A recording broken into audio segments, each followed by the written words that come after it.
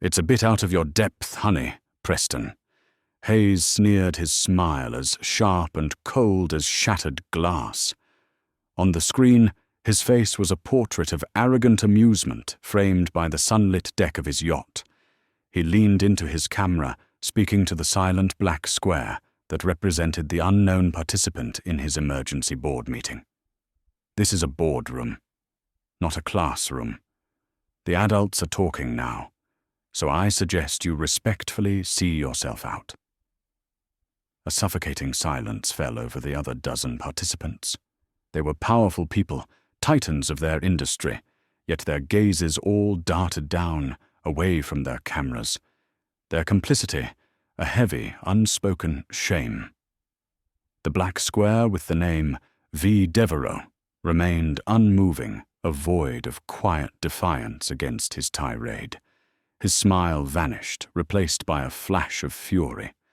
"All right, playtime's over," he snarled, his voice dropping to a dangerous growl. "Robert, you have 10 seconds to remove this distraction." 10, 9, 8. Each number was a hammer blow in the dead air. The chairman, Robert, looked pale, his mouth a thin, grim line. 3, 2.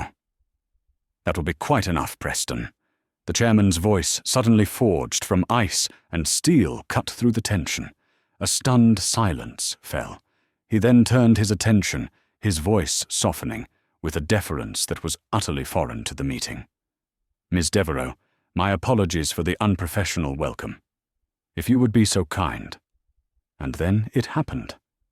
The black square flickered, dissolving into a live video feed. A woman appeared. She was poised, elegant, her dark eyes holding a calm and unnerving power. The chairman's voice rang out, formal and clear. "Members of the board, allow me to introduce our new Chief Executive Officer, Ms. Victoria Devereaux." The camera seemed to zoom in on Preston Hayes's face as the blood drained from it, his cruel smirk collapsing into a mask of pure, unadulterated horror. The silence in the halls of Innovate Dynamics was a sickness. It was a heavy, unnatural quiet that had replaced the usual hum of ambition and collaboration. Just weeks ago, these corridors echoed with the confident stride of 1,000 employees, the air electric with the promise of the next big breakthrough. Now the quiet felt like a tomb. Fluorescent lights flickered over empty cubicles and conference rooms, where ghosts of meetings past seemed to linger. The few employees who still walked these halls did so, with their heads down their shoulders, hunched, as if the weight of the company's collapse was a physical burden on their backs. They spoke in whispers, their conversations dying, the moment a senior manager turned a corner. It was the kind of anxiety that didn't just live in the mind. It seeped into the drywall and clung to the air like a damp chill. 30 floors below, in a sterile glass and chrome office, overlooking the city, Preston Hayes saw none of it. None. He saw only the skyline, a kingdom he still believed was his. He paced the plush pearl-grey carpet, his expensive Italian loafers making no sound, a tumbler of amber liquid sloshing in his hand. He wasn't the CEO of Innovate Dynamics anymore, a fact he considered a temporary clerical error, but his presence still haunted the company like a phantom limb. "They're panicking, of course," he said into his phone, his voice dripping with the casual disdain of a man who had never truly failed at anything. "The board is a gaggle of old hens clucking over a broken egg. They think ousting me was a solution. They removed the brain, and are shocked the body is dying." He took a long swallow of his drink, the ice clinking against the crystal. "That's why I'm forcing the emergency meeting. They need a leader, not a committee. They need me to walk back in there and clean up the mess they made." He paused, a smirk playing on his lips as he stared at his own reflection in the floor-to-ceiling window. "They've appointed some interim CEO, some diversity hire they think will placate the market. A ghost, a nobody. By the time this meeting is over, she won't know what hit her. I'll have them eating out of my hand again. It's my company, Charles. It always was. He ended the call, the arrogance radiating from him, utterly blind to the fact that the strings of his world were already being cut one by a pair of steady, unseen hands. Hundreds of miles away, in a quiet study that smelled of old books and fresh ink, Victoria Devereux felt the weight of Innovate Dynamics in her hands. It wasn't a metaphorical weight. It was the physical heft of 3 leather-bound binders, each one thick with financial reports, personnel files, and a decade of corporate history. The pages were filled with numbers that bled red ink and charts that pointed downward like daggers aimed at the heart of the company. Victoria was a woman who understood the language of crisis. She had built her formidable reputation on walking into burning buildings and emerging not with a fire hose, but with a blueprint for a new, stronger structure. Her title was CEO, but her role was that of a fixer, a strategist, a corporate surgeon called in when the patient was flatlining. She absorbed the data with a calm, unnerving focus, her eyes scanning the pages, connecting disparate points of information into a single cohesive narrative of failure. It was a story of ego of waste of a leader who saw his employees as numbers and his company as a stage for his own performance. It was the story of Preston Hayes. Her desk was an island of order in a sea of chaos. Not a single paper was out of place. Her movements were deliberate, economical. She didn't fidget. She didn't sigh. The only sign of the pressure she was under was the way her fingers traced the sharp, downward line of a stock chart, a silent acknowledgement of the mountain she was about to climb. She saw the rot, the decay, but she also saw the foundation. She saw what the company could be once the sickness was carved out. Her personal phone, a sleek, minimalist device, buzzed softly on the polished wood of the desk. The caller ID read, Chairman. She let it ring once more before answering, her voice as smooth and controlled as the rest of her. Good evening, Robert. The chairman's voice on the other end was frayed with exhaustion. Victoria. I trust you've had time to review the preliminary files. I have, she said simply. Then you know what we're up against. He sighed. And to make matters worse, Preston has forced an emergency board meeting for tomorrow morning. He's rallying his loyalists. He thinks he can walk in there, present some half-baked recovery plan, and bully the board into reinstating him. Victoria was silent for a moment, her gaze drifting to the window, to the distant, indifferent stars. She could picture the scene perfectly, Preston preening and posturing, unaware that his fate had already been sealed. Let him, she said finally, her voice low and steady, imbued with a quiet confidence that seemed to travel through the phone and calm the chairman's frayed nerves. Sometimes the best way to understand a man's weakness is to give him a stage and let him perform it. There was a pause on the other end of the line, then a short, sharp exhale that sounded almost like a laugh of relief. You're already 10 steps ahead, aren't you? I'm where I need to be, Victoria replied. I'll join the call tomorrow. Camera off. I want to observe.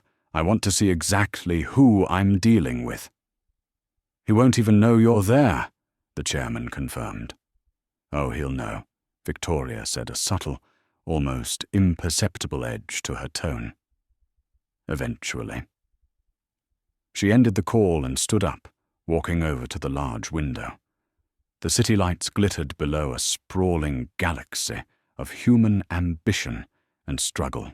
She placed her hand against the cool glass, feeling the faint vibration of the world outside. The crisis at Innovate Dynamics wasn't just about numbers on a page or a falling stock price. It was about the lives of thousands of employees, the families who depended on them, the ripple effect of one man's ego. and it was about a familiar, resonant echo from her own past, the sting of being underestimated, of being dismissed by men who mistook her quiet composure for weakness. Preston Hayes didn't know it yet, but he wasn't just fighting for his old job. He was about to step into a battle with a woman who had been preparing for this her entire life. The stage was set. The curtain was about to rise. Power, after all, abhors a vacuum. The emergency board meeting of Innovate Dynamics convened not in a room of polished mahogany and chilled water, but in the cold digital ether of a secure video conference. It was a gallery of powerful faces, each framed in a neat rectangle, each in their own private world of quiet luxury. There was Arthur Vance, in his leather-tufted study, his face a mask of weary concern. There was Eleanor Vance, her silver hair perfectly coiffed, a backdrop of a sun-drenched conservatory behind her, though her expression was anything but sunny. One by one they appeared, the titans of industry and finance who held the company's fate in their hands, their collective anxiety, a low-frequency hum beneath the surface of polite greetings. They were waiting for the man who had called this meeting, the man who was, for all intents and purposes, a ghost at this feast.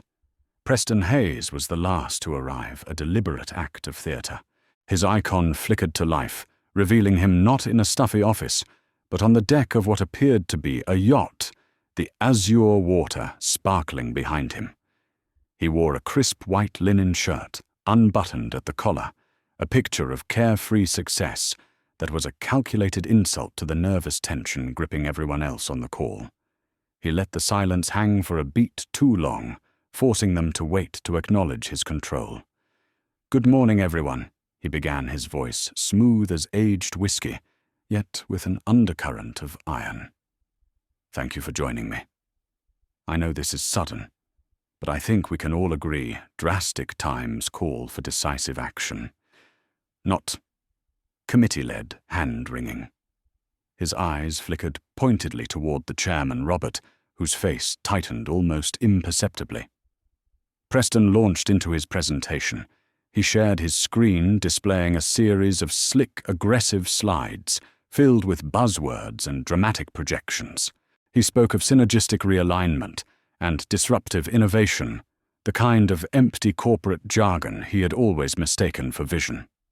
He paced on his yacht deck as he spoke, a caged predator, outlining how he would retake his territory. He painted a picture of his own return as an act of salvation, a necessary coup to save the company from the timid, indecisive leadership that had replaced him. The board members listened, their expressions ranging from skeptical to cautiously hopeful. They knew Preston was a narcissist, but he was a charismatic one, and in a storm, any port, however dangerous, can seem tempting. It was in the middle of a sentence about optimizing shareholder value that it happened. A new square silently populated the grid of faces on the screen. It was blank, a black void, with two simple white words in the center: V. Devereaux. No picture, no video feed. Just a name, an interruption, an unknown variable in Preston's carefully orchestrated performance. He faltered for a fraction of a second, his eyes narrowing at the black square. It was a tiny crack in his perfect facade. A few other board members shifted in their seats, their eyes darting from Preston to the new icon and back again. Who was this? An assistant who'd joined with the wrong link, a technical glitch. Preston, ever the performer, tried to steamroll past it. He raised his voice slightly, his gestures becoming more emphatic, trying to recapture the room's attention. He clicked to the next slide, a garish chart with an arrow pointing sharply upward, a fiction he was trying to will into reality. But the black square remained a quiet, obstinate presence on the screen. It was a void that seemed to absorb his bluster, a silent testament to a power in the room that he didn't recognize and could not control. He couldn't stand it. It was an affront to his authority, a loose thread in the tapestry of his dominance. He stopped holding up a hand, as if to physically halt the flow of his own words. The sudden silence was jarring. He fixed his gaze on the chairman. "Robert," he said, his voice dangerously soft now. "I was under the impression this was a closed meeting for board members only. It seems we have a ghost in the machine." The words were coated in a thin veneer of civility, but the meaning was clear. "This is my stage. Who let an amateur on it?" Robert cleared his throat, looking deeply uncomfortable. He had known this moment would come, but he had hoped it would be on his terms. "Just an observer, Preston, from the parent company. Let's continue with your presentation." But Preston wasn't a man to be placated. He saw weakness, an opportunity to assert his dominance further. An observer, he scoffed, a humorless laugh escaping his lips. "With all due respect, Robert, we are discussing the very survival of this company. We don't need observers. We need decision-makers. We need people with skin in the game." He leaned closer to his camera, his blue eyes turning to ice as he addressed the blank square directly. "So, V.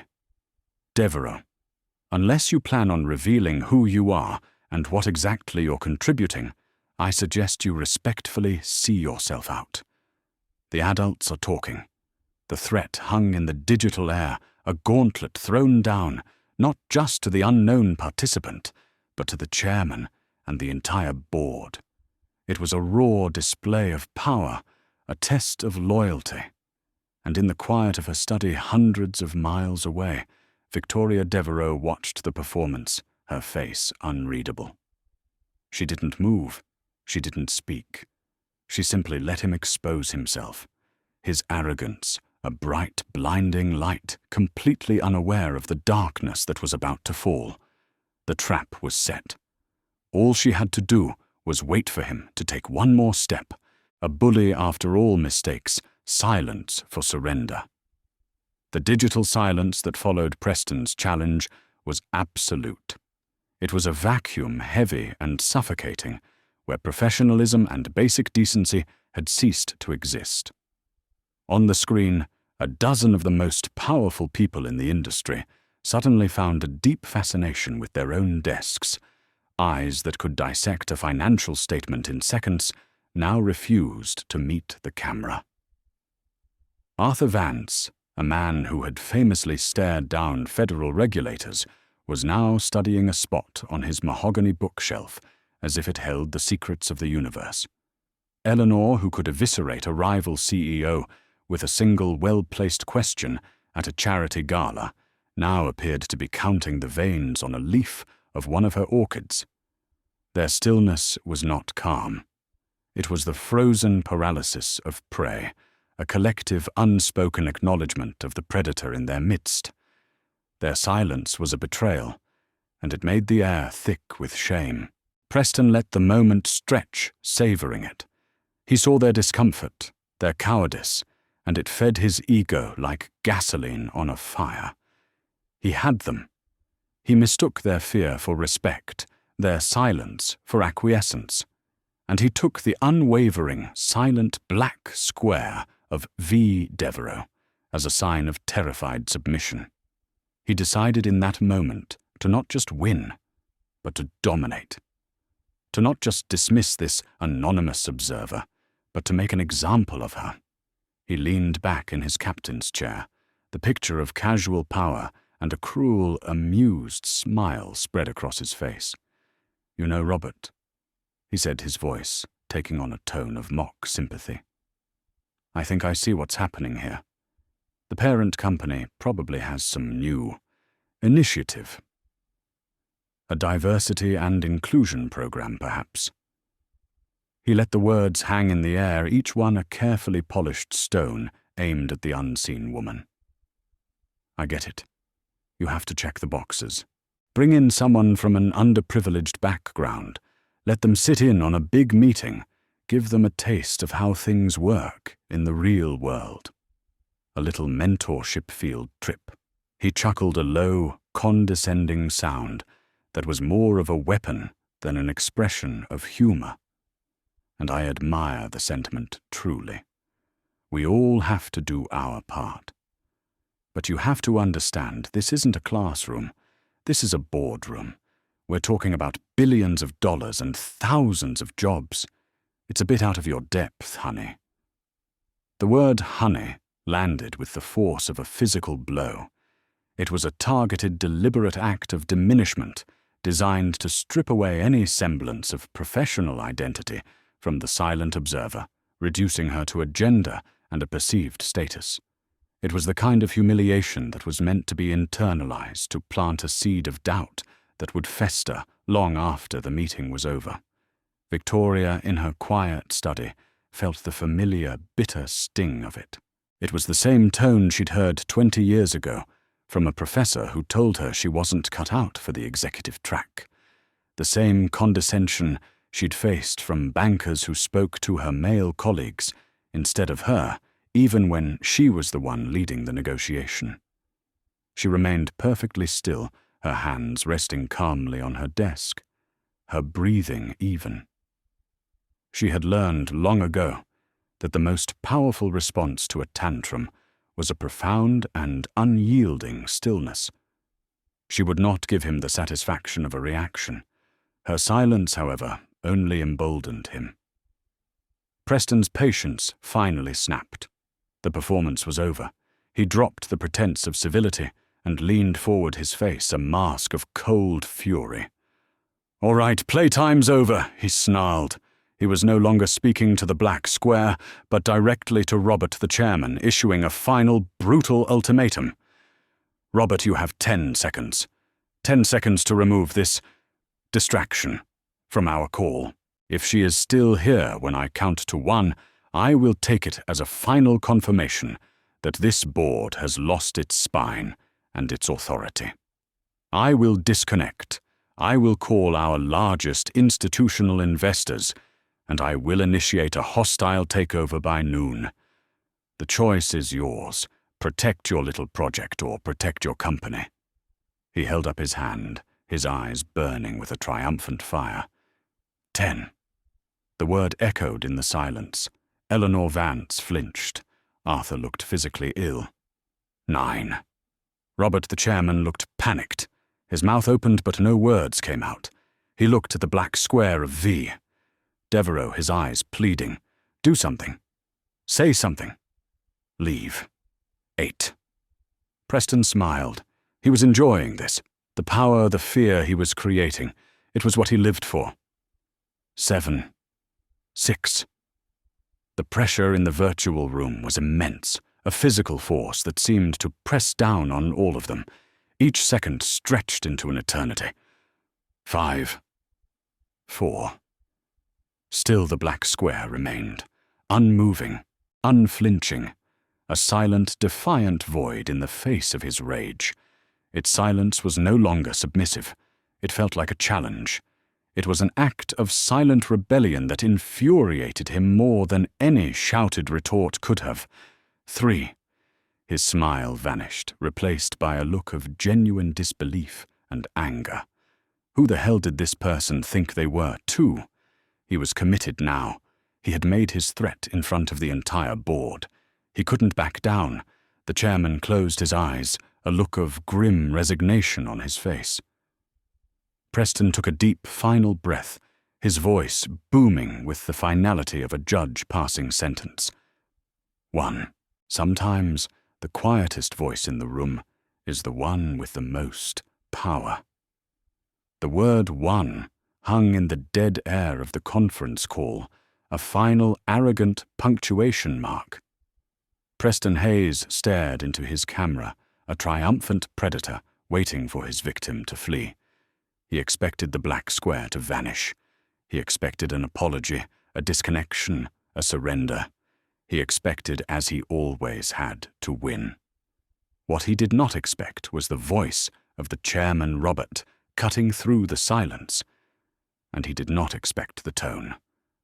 The pleading, nervous man from moments before was gone. In his place was a voice forged from cold, hard steel. That will be quite enough, Preston. The shift was so sudden, so absolute, that it took a moment to register. Preston's triumphant smirk faltered, replaced by a flicker of confusion. The other board members who had been staring at their desks slowly lifted their heads, their expressions a mixture of shock and dawning curiosity. Something had changed.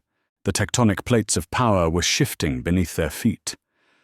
Robert adjusted his glasses, his gaze no longer evasive, but locked directly on Preston's image on the screen. You convened this meeting under the false pretense of emergency. The only emergency here, Preston, is the one your reckless leadership created. For months, this board, in conjunction with our parent company, has been engaged in a confidential and exhaustive search for a leader capable of navigating us out of this crisis. He paused, letting the weight of his words settle. That search is over. Robert then shifted his gaze, his tone softening with a deference and respect that had been absent from the entire call. He addressed the silent black square. Ms. Devereux, my apologies for the unprofessional welcome. If you would be so kind as to turn on your camera, I would be honored to formally deuce you to the board. Time seemed to slow down. For Preston, the world narrowed to that single black void on his screen. Ms. Devereux, formally deuce. The words didn't compute. His mind raced trying to assemble the pieces of a puzzle he didn't even know existed. Then the black square flickered. It dissolved not into an empty chair or a technical error, but into a live video feed. The woman who appeared was the embodiment of quiet, unshakable power. She was seated in a study box lining the walls behind her, a single, elegant orchid on her desk. She wore a sophisticated cream-colored blazer over a cobalt blue silk blouse. Her hair was styled immaculately, and her dark eyes, intelligent and piercing, held a profound stillness. She wasn't flustered. She wasn't angry. She wasn't a victim. She looked directly into her camera, and in doing so, she seemed to look directly into the soul of every person on that call. This was Victoria Devereux. A collective silent gasp seemed to pass through the meeting. Arthur Vance's eyes widened in recognition. Eleanor, for the first time, looked utterly speechless. They knew the name. They knew the reputation. The fixer. The woman who had turned around 3 Fortune 500 companies in the last decade. The legend they thought was unattainable. But all of that was secondary to the look on Preston Hayes's face. The blood drained from his cheeks, leaving behind a sickly pale mask. His arrogant, self-satisfied smirk melted away, replaced by a slack-jawed expression of pure, unadulterated shock. The tumbler of whiskey still in his hand trembled, the ice rattling against the glass like a death knell. His mind, which had been so sharp, so cruel just moments before, was now a chaotic whirlwind of denial and dawning horror. He replayed his own words in his head, each one now a self-inflicted wound. Give them a taste of how things work. A bit out of your depth, honey. The adults are talking. Every syllable, every condescending remark had been directed at her, at the one person on the planet who now held his professional life, his reputation, and the value of his own considerable stock in the palm of her hand.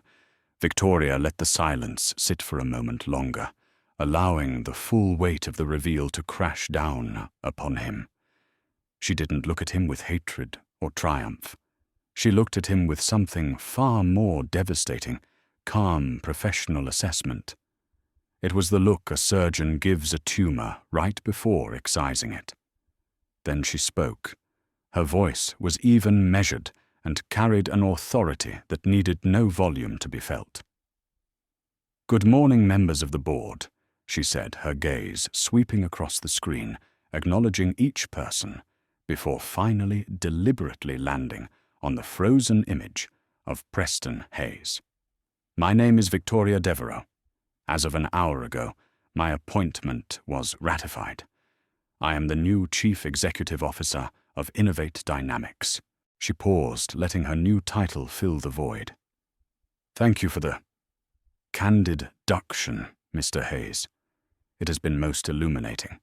She then turned her attention to the rest of the board, dismissing Preston as if he were no longer relevant. Now I have reviewed the plan Mr. Hayes was presenting. I have also drafted my own. I believe we have a great deal of work to do. Though we did not include him. The message was clear. The game was over. The king was dead, and the queen, the one he had tried to humiliate and cast out, was now sitting on his throne. Preston Hayes remained silent, the sound of the gentle waves lapping against his yacht, suddenly a mocking, unbearable roar. He hadn't just lost a meeting. He had orchestrated his own execution. Revenge, after all, is a fire that can warm a person or consume them entirely. Victoria Devereux did not give the board a moment to recover. Her voice, still impossibly calm, cut through their collective shock. This meeting is adjourned, she stated, not as a request, but as a declaration of fact. We will reconvene at 9 a.m. sharp tomorrow. I expect a full operational report from each department, head on my desk by 7. Thank you for your time. And with a final decisive click, her screen went black. She was gone. The void that had been her icon returned, but this time it felt different. It was no longer a space of mystery, but a gaping hole left by an immense gravitational force that had just ripped through their universe. One by one, the other board members, as if released from a trance, hastily disconnected. Their squares vanished, each one a silent vote of no confidence in the man left behind. Soon only two faces remained on the screen, the stunned, ashen face of the chairman, Robert, and the utterly broken visage of Preston Hayes. The backdrop of the sparkling sea behind him now looked like a cruel joke, a garish postcard from a life that had just ended. The master of the universe was now just a man on a boat adrift, and alone, his reflection in the camera lens showing a ghost he no longer recognized. He stared blankly at the screen, at the space where Victoria Devereux had been his mind, a silent scream of her name. Then, with a final shuddering breath, his screen too went dark. In her study, Victoria did not move.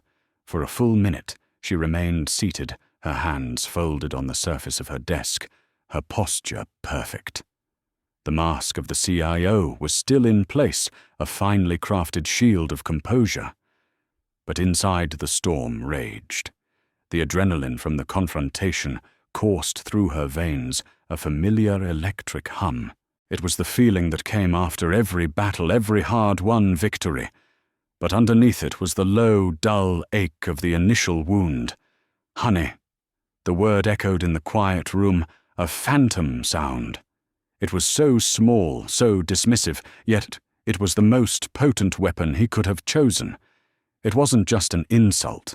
It was an erasure, an attempt to strip away her titles, her decades of work, her very identity, and reduce her to a patronizing stereotype. She finally pushed her chair back, the sound, a sharp intrusion in the silence, and walked to the large window overlooking the city.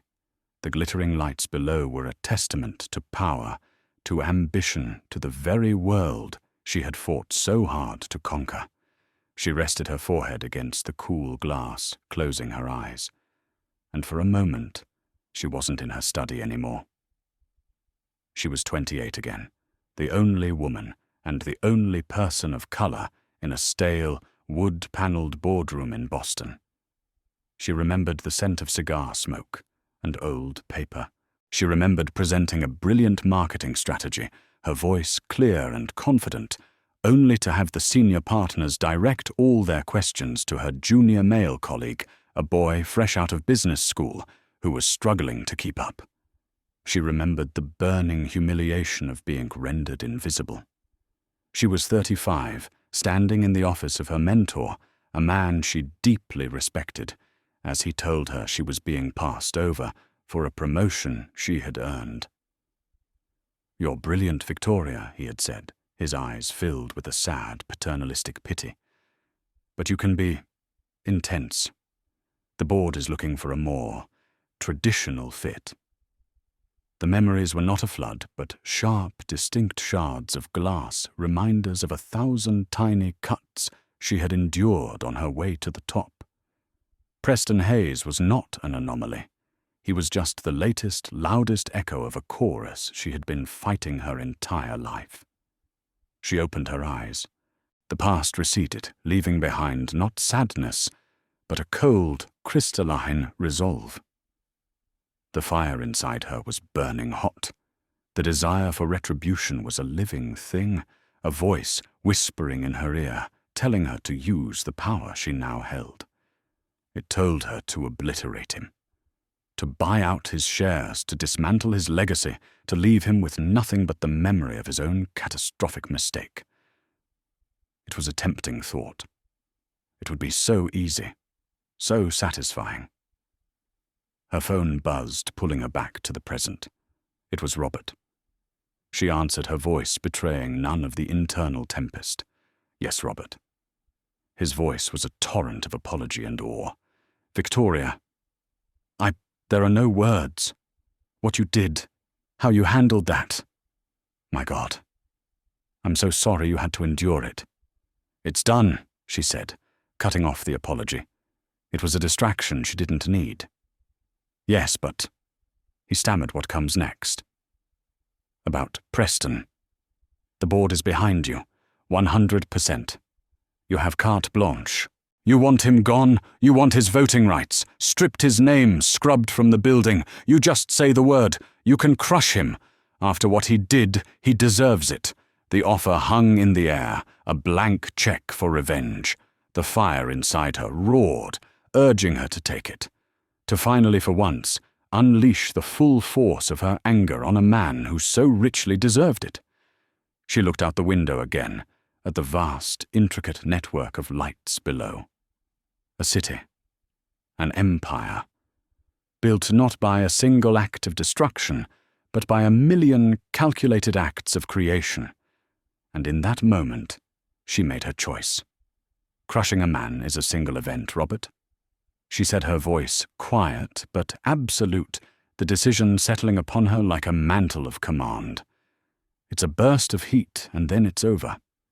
I'm not interested in a moment. I'm interested in building a legacy." She turned from the window, her reflection a determined silhouette against the night sky. Mr. Hayes is no longer a threat. He is a liability, a line item on a balance sheet that needs to be managed, minimized, and eventually rendered irrelevant. My focus is on Innovate Dynamics. My focus is on the work. She paused. His punishment won't be a swift end. It will be having a front row seat to watch me succeed where he failed, that I think will be far more educational. The fire didn't go out. It simply changed its nature. It was no longer a wild, consuming blaze of revenge. It was now a controlled, blue-hot flame forged into a tool of creation and absolute, undeniable power. The most effective weapon in a boardroom isn't anger, it's clarity. The video conference reconvened at precisely 9 a.m. The atmosphere was transformed. The anxious, fearful energy of the previous day had been replaced by a palpable electric tension, the kind that precedes a storm or a revolution. The board members were all present, their faces etched with a mixture of apprehension and a new, unfamiliar flicker of hope. They sat straighter in their chairs. Their attention was fixed, undivided, on the icon for V. Devereux. Preston Hayes was there as required. His backdrop was no longer a sun-drenched yacht, but a stark grey wall that made him look like a prisoner in his own home. The arrogant smirk was gone, replaced by a stony, petulant mask of resentment. He was a king in exile, forced to attend the coronation of his usurper. Victoria's camera was already on. She was the calm at the center of the storm, her expression composed, her focus absolute. She didn't waste a second on pleasantries. "Good morning," she began, her voice cutting through the digital space with quiet authority. "Yesterday, Mr. Hayes began to present his proposed path forward for the company. I believe it's only fair to give that plan its due diligence before we move on." A murmur of surprise went through the board. Preston himself looked momentarily confused, then a flicker of his old arrogance returned. Did she really intend to debate him? Did she not understand the power she held? Victoria shared her screen. But instead of her own presentation, it was Preston's garish, self-congratulatory slide deck that appeared. "Let's begin with the Q3 revenue projections," she said calmly. She pointed her cursor to a bold, upward-trending arrow. "This projection, Mr. Hayes, is based on a market analysis from 18 months ago, before our primary competitor launched the X series, which as of last quarter has captured 32% of our target demographic. The data is obsolete." She clicked to the next slide. "Here the proposed budget reallocation, a bold move. However, it completely overlooks the $700 million debt liability that matures in Q2 of next year. Your plan doesn't service that debt. It defaults on it." One by one, with the dispassionate precision of a master surgeon, she vivisected his plan. She used his own slides, his own numbers, his own words against him. She wasn't emotional. She wasn't vindictive.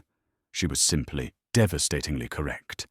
With every sentence, she exposed his strategy for what it was, a hollow, ego-driven fantasy, built on outdated information and wishful thinking. The board members watched, mesmerized. They were witnessing not just a presentation, but an intellectual dismantling. The man they had once followed was being revealed as a charlatan, and the woman they had just met was proving herself to be a genius. After dismantling the final slide, she closed his presentation. In short, she concluded, "This plan is not a recovery. It is an accelerated path to bankruptcy." The silence was crushing. Preston sat there, his face pale, his fists clenched, utterly stripped of his defenses.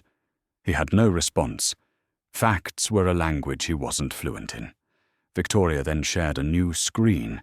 It was a single, clean, white slide with the Innovate Dynamics logo and one phrase, "the path forward."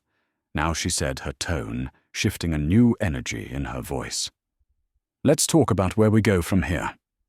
What followed was a masterclass in leadership. She didn't promise miracles. She promised clarity. She laid out a plan that was both brutal and brilliant. It involved painful but necessary cuts to bloated, inefficient departments, many of which were Preston's pet projects. It involved restructuring debt, renegotiating contracts, and most importantly, a massive reinvestment in the company's core asset, its research and development teams. She spoke of rebuilding trust, first internally with the employees, then externally with the market. She presented a clear, difficult, but achievable vision. Hope began to bloom on the faces of the board members. For the first time in months, they saw a way out of the darkness. They saw a leader. Then Victoria delivered the final strategic blow. She brought up a slide detailing the closure of the Omega project, a notoriously expensive and unproductive initiative that had been Preston's proudest creation. The Omega project has consumed over $200 million in capital, with no viable product to show for it, she stated calmly. She then turned her gaze to Preston's square on the screen, addressing him directly for the first time. "Mr. Hayes, you personally oversaw this project for 3 years. Perhaps you could enlighten the board on the strategic value of continuing its funding versus reallocating those resources to our core engineering division, which is currently underfunded by 60%. It was a checkmate, a perfectly executed trap." He was forced to choose between defending his own catastrophic failure or agreeing with her assessment that it needed to be destroyed. He was trapped by his own legacy of incompetence. He was speechless. He simply stared at her, his resentment burning in his eyes, but he had nothing to say. He had been so thoroughly outmaneuvered, so completely eclipsed, that all the fight had gone out of him. Victoria didn't wait for an answer she knew would never come. She moved on her presentation building to a powerful, inspiring conclusion. When she finished, the board was silent for a moment, not with fear, but with awe. Then the chairman, Robert, spoke, his voice filled with a conviction that had been absent for years. "Thank you, Miss Devereux. Thank you. I believe we have our new direction." He looked around at the other faces, seeing their nods of agreement. "I'd like to call for a vote to formally approve the strategic direction as presented by our CEO." The final confrontation was now inevitable. The stage was set for Preston Hayes's final public act of surrender. The loudest sound in a room full of enemies is the whisper of a king admitting defeat. The chairman, Robert, cleared his throat, his voice imbued with a newfound steadiness. He had his leader. He had a plan. He had hope. "Thank you, Miss Devereux." He said his words formal, but his tone conveying a deep sense of gratitude. "A motion is on the floor to formally approve the strategic direction for Innovate Dynamics, as presented by our Chief Executive Officer. We will proceed with a roll call vote." A profound stillness fell over the virtual room. This was it. This was not just a vote on a business plan. It was a formal oath of allegiance. It was the moment the board would officially turn the page, leaving the chaotic reign of Preston Hayes behind and placing their trust, their careers, and their fortunes in the hands of Victoria Devereux. The secretary of the board began the roll call, her voice crisp and businesslike, a stark contrast to the high-stakes drama unfolding. "Mr. Albright, aye," came the immediate firm reply. "Ms. Chen, a resounding aye," she said, a small, determined smile on her face. "Mr. Fitzgerald, aye." One by one, the votes came in a steady, rhythmic chorus of affirmation. Each aye was a hammer blow to Preston's already shattered ego. He sat motionless, watching, as the people who had once feared him, the people who had once depended on his favor, now openly and eagerly aligned themselves with his successor. They were not just voting for a plan. They were voting for her. They were voting against him. The roll call continued a slow march toward the inevitable. Mr. Harrison, A. Ms. Monroe, without hesitation, aye. Finally, the secretary reached his name. The rhythm broke. The air grew thick with anticipation. All eyes, all 13 sets of them, swiveled to the square on the screen that held the image of Preston Hayes. Mr. Hayes, the secretary, asked her professional tone, unwavering. He did not answer. He stared into his camera, but his gaze seemed to be 1,000 miles away. His jaw was clenched so tightly that a muscle pulsed violently in his cheek. This was the moment he had been dreading since her face first appeared on his screen. This was the abyss. His pride, a monstrous, lifelong companion, was screaming at him. It clawed at his throat, urging him to say no, to fight, to burn the entire company to the ground rather than grant this woman a single ounce of satisfaction. To vote no would be an act of defiance, a final futile gesture of the power he once held. It would be a declaration that he would not be broken. But his intellect, the cold, calculating part of him that understood the brutal language of money, was telling him something else. It told him that a no vote would be suicide. It would brand him as an obstructionist, a sore loser, an enemy of the company's survival. The board would find a way to overrule him, and he would lose not only his power, but the respect of the financial world, and ultimately a significant portion of his wealth as his shares became worthless. He was trapped not by Victoria, but by the consequences of his own arrogance. Mr. Hayes, the secretary, repeated a hint of impatience in her voice. "We need your vote to record." He opened his mouth, but only a dry, rasping sound came out. He swallowed hard, the muscles in his throat working. He looked at Victoria's face on the screen. She wasn't looking at him with triumph or pity. She was simply watching her expression, neutral, her dark eyes revealing nothing. It was her composure that broke him. She was already operating in a future where he didn't matter, and this vote was merely a formality, a piece of old business to be swept aside. He finally looked down, away from the camera, away from her gaze, and he spoke. The word was so quiet, so choked with resentment and humiliation, that it was almost lost in the digital ether. It was the sound of a pillar, cracking of a crown turning to dust. Aye. A collective silent exhale seemed to pass through the board. It was done. Victoria Devereux gave a single, almost imperceptible nod. There was no smile, no hint of gloating. Her victory was too absolute for such petty displays. "Thank you for your support, Mr. Hayes," she said, her voice even and cool. "The motion is carried unanimously. The new strategic direction for Innovate Dynamics is officially in effect as of this moment."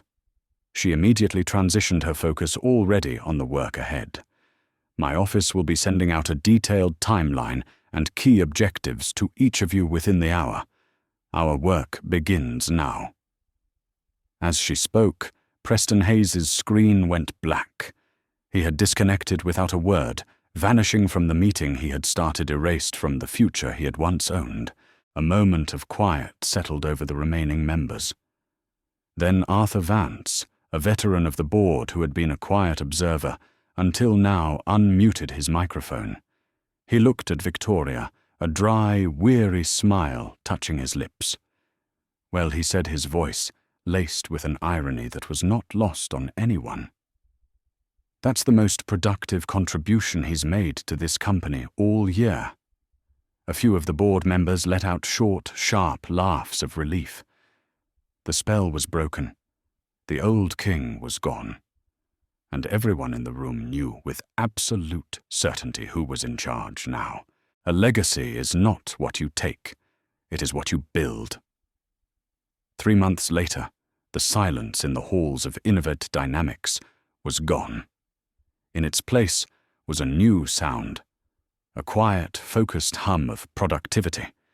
It wasn't the frantic, chaotic energy of the old regime, but the steady, confident rhythm of a machine that had been expertly repaired and calibrated.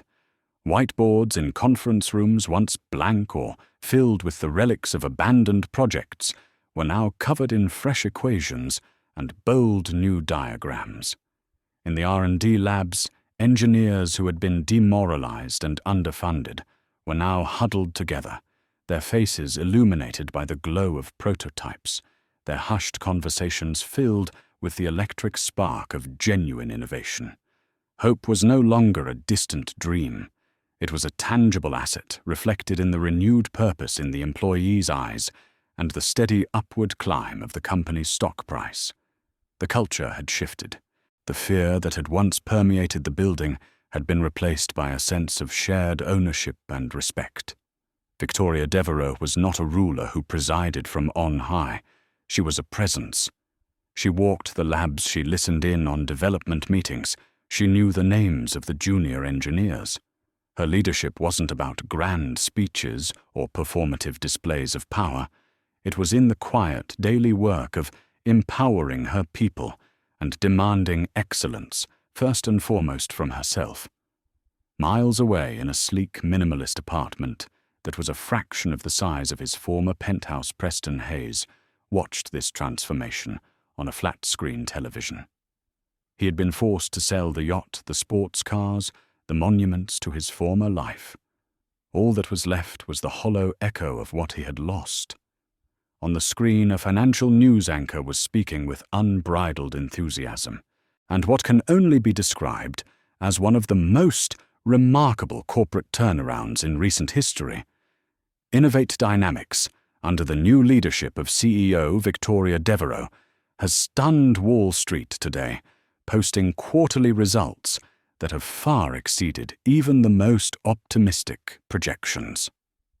The stock, which was in freefall just 3 months ago, closed today at an all-time high. The anchor turned to a panelist. Frankly, she's not just saving the company, she's building a better one. She's proving that a culture of respect and a focus on core innovation isn't just good ethics, it's brilliant business. Preston listened, his face a blank mask. The rage was gone, burned out, leaving behind only the cold, heavy ash of irrelevance. He had once commanded the attention of everyone in his industry. Now he was a footnote in the story of her success. He was the cautionary tale they would tell in business schools, the ghost of a failed king. With a weary, deliberate motion, he picked up the remote and turned off the television, plunging the room into a deep, profound silence. Back at Innovate Dynamics, Victoria stood in her office on the top floor. It was the same space Preston had once occupied, but it was unrecognizable. The gaudy, oversized furniture and gold-plated fixtures were gone. In their place was an environment of understated elegance and efficiency, clean lines, functional art, and a large table for collaboration instead of an imposing throne-like desk. There was a soft knock on her door. It was Robert, the chairman. He walked in a broad, genuine smile on his face. "Victoria," he said, his eyes taking in the transformed space. He stopped, a flicker of amusement in his expression. "I see you've redecorated." He gestured around the room. "It's less gold." "I approve." Victoria allowed herself a small, rare smile. "I've always believed in substance over sparkle, Robert." "That you do," he said, his smile fading into a look of sincere admiration. "What you've done here in 3 short months, it's more than I thought possible. You didn't just stop the bleeding. You performed a transplant. You gave this company a new heart. The company always had a strong heart," she corrected gently, "in its people. It just needed a leader who was willing to listen to it beat." He nodded, knowing she was right. Well, the world is listening now. They're not just watching a company's recovery. They're watching the rise of a new kind of leader. After he left, Victoria walked to the massive window, the same one Preston had stared out of, to admire his kingdom. But she saw something different. She didn't see a kingdom to be ruled. She saw a complex, interconnected city, a network of lives and dreams, a system she was now a part of, with a responsibility to build, not to conquer. Her victory over Preston Hayes already felt like a distant memory, a footnote in a much larger story. The revenge was not the point. It had simply been a necessary initial step in the real work. The real work was the rebuilding. The real work was the creation of a new legacy, one built not on an inherited name or a foundation of arrogance, but on the quiet, unshakable power of competence, dignity, and unwavering self-respect. And as she looked out at the horizon, she felt not the thrill of a battle won, but the deep, quiet satisfaction of a builder who was just getting started. In the great battle between pride and power, true victory isn't about crushing your enemy. It's about building a legacy so strong that your enemy simply becomes irrelevant. Victoria Devereux was faced with that exact choice, a moment of fiery personal revenge or a lifetime of quiet, unshakable success. She chose her path, but the question of what is truly right and what is truly satisfying remains. So I have to ask you, if you were in Victoria's shoes, holding the power to utterly ruin the man who publicly humiliated you, Would you have taken that path of swift revenge, or was her strategic professional victory the more powerful statement? Let me know your honest thoughts in the comments below. And if you love stories that explore the difficult choices of the human heart, make sure to like this video and subscribe for the next journey. Thank you for watching.